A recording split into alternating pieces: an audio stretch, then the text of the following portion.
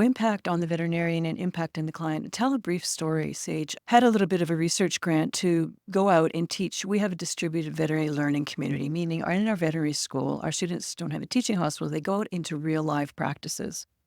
And so what I and other scholars wanted to do was to train some of those host practitioners, those host veterinarians, communication skills so that they could mentor and support our students. So what we did was we did some asynchronous work and they went through some modules on communication. And then we did a workshop, much like BS does, the day and a half immersive. And I recall two particular doctors for sure during a feedback session, post these sessions, talking about that this communication workshop had changed their life. I remember them saying, Cindy, you know that thing you taught me, like that, you give it back, you paraphrase? And I said, oh yeah, like reflective listening, paraphrasing. I did that, and the client just opened up, and they just started talking. And that's such a simple story, but it's so profound. That one little workshop and the work before that had impacted that doctor's life. The second story was another doctor who said that this was life-changing for her. And could we please, when our students came out to the distributed veterinary learning community, could they please teach the staff the communication skills that they were learning in school? So my hope is once we can put more and more of these skills into the hands of the veterinary professionals, that's the entire team, we're going to have more retention in the profession, again, more positive culture, more being able to tackle the tough conversations because they have skills in hand. I think that the profession gets exhausted. It's difficult. It's a complex. Veterinarians deal with death at a rate of 5 to 1 compared to human dogs. Their doctor death, they deal with so much phenomena. They deal with finance. They deal with welfare. They deal with ethics.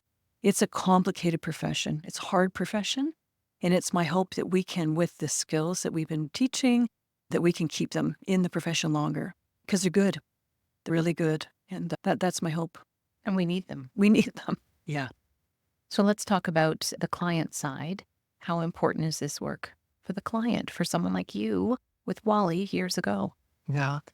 It's critical. If I turn to some of the science, Sage, we started to look at clients' willingness to adhere or comply with the doctor's recommendations with things like dentistry or surgical recommendations.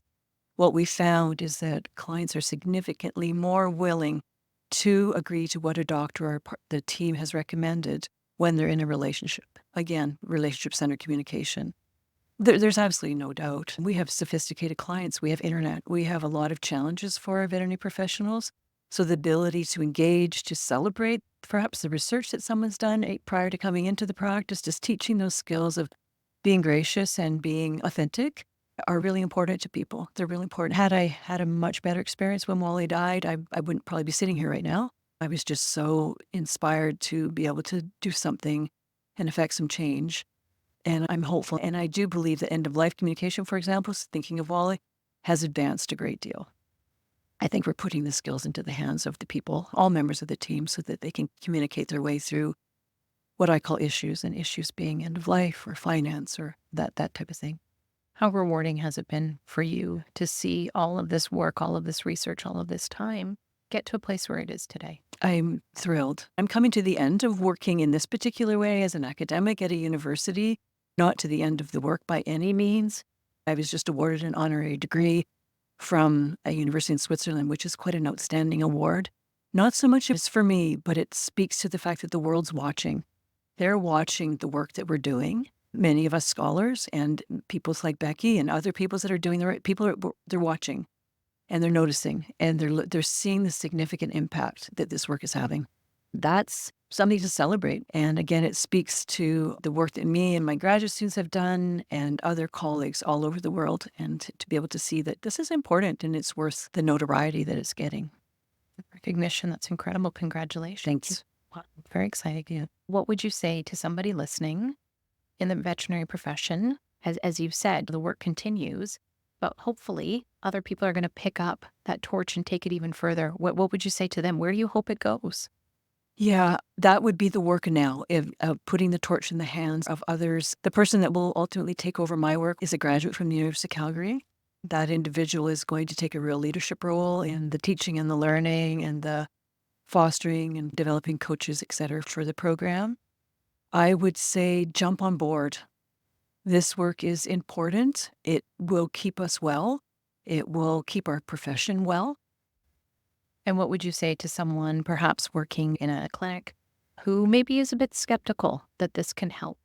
Come try it. Come see what it is and take a bit of a risk, if you will.